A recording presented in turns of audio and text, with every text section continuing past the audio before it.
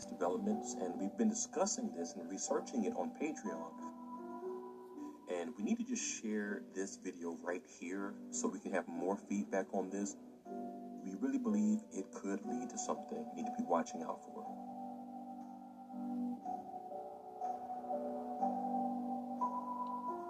And so it begins.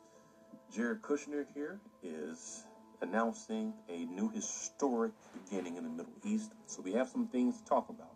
We have noticed that recently Jared Kushner already had been making profound moves with Witkoff. We see that they both drafted this proposal in the amount of $112 billion to develop Gaza. Remember, there was a lot of talk about Gaza into a smart city.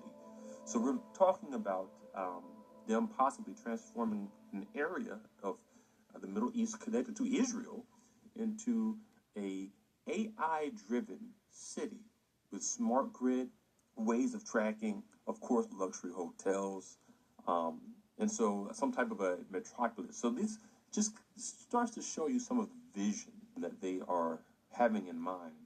And we see that Trump recently announced this Board of Peace, and Jared Kushner says that this is going to be a new historic thing. And of course, as you know, whenever we hear peace deals or discussions of peace happening with the Middle East, you know, that makes our antennas go up, because we know that there's going to be such talk in the end times. And so the question is, are we headed that way? Will this be a huge stepping stone into that? Let's take a look at this. Peace reveal is coming soon, and it says Kings Without Kingdoms. And here's a picture of what is coming. But the article starts out by saying, according to U.S. and regional officials, the Trump administration plans to announce the Board of Peace as early as next week, positioning it as a global body, not only to guide post-war Gaza, but eventually to assist in resolving conflicts worldwide. Worldwide. Key word right there. Here it says confirmed participants reportedly include Egypt, Qatar, the United Arab Emirates, the United Kingdom, Italy, and Germany. Already a powerful and geographically diverse coalition, but perhaps most striking is the administration's consideration of filling remaining seats with the heads of major multinational institutions such as the World Bank, the International Monetary Fund, and the World Economic Forum. These institutions possess extraordinary influence, but govern no land, command no armies, and answer to no electorate.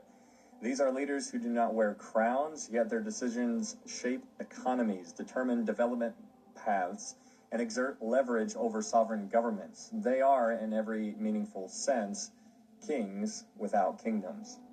This is where the Board of Peace could take on a distinctly new character. The presence of multinational institutional leaders would fundamentally transform the board from a gathering of national representatives into a technocratic ruling council. These figures do not negotiate treaties on behalf of citizens. They set conditions, control capital flows, and define the rules by which nations must operate to receive aid, investment, or legitimacy. Their inclusion signals a model of peace not rooted in reconciliation between peoples, but in compliance with global systems.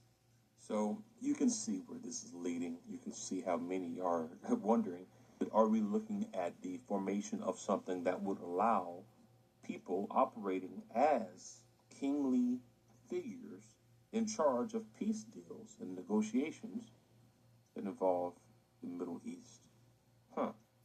Jared Kushner certainly seems excited about it. As we know, he's very invested in the region. So I think this is just something to look into and to keep our eyes watchful regarding. And please, please share your ideas on this. I think this is something that we should continue to research.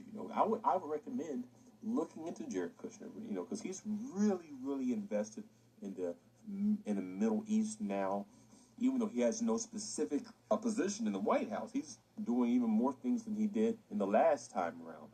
So continue to do research on things happening with him and share with us what you are seeing, and we can continue to make this more public. I do believe that this is something that could turn into a documentary as we gather more information. So I wanted to share and present this to you all first. So please share if you have any additional insights on this. Also, our huge video on surviving and overcoming spiritual warfare is about to be released. The script is finished. But as far as the title, now usually with the title, you want a video to really sum up in a powerful way what it's going to be about. So here's two titles we are working with. The first one is Satan is trying to get you off track. How to survive spiritual warfare like the prophets did. That has a ring to it. Here's the second one. How these biblical prophets survived spiritual warfare and depression, and you can too. So, which of these two titles do you think are the best? As always, we appreciate your feedback, and thank you so much for supporting the work that we do here at AOC Network by being on Patreon and contributing. It allows us to continue doing what we do. It allows us to put out videos faster, and that's the plan this year, to put out videos more frequently. And we can do that as we have those who will stand with us and support. So if you are led to do that, we thank you. God bless.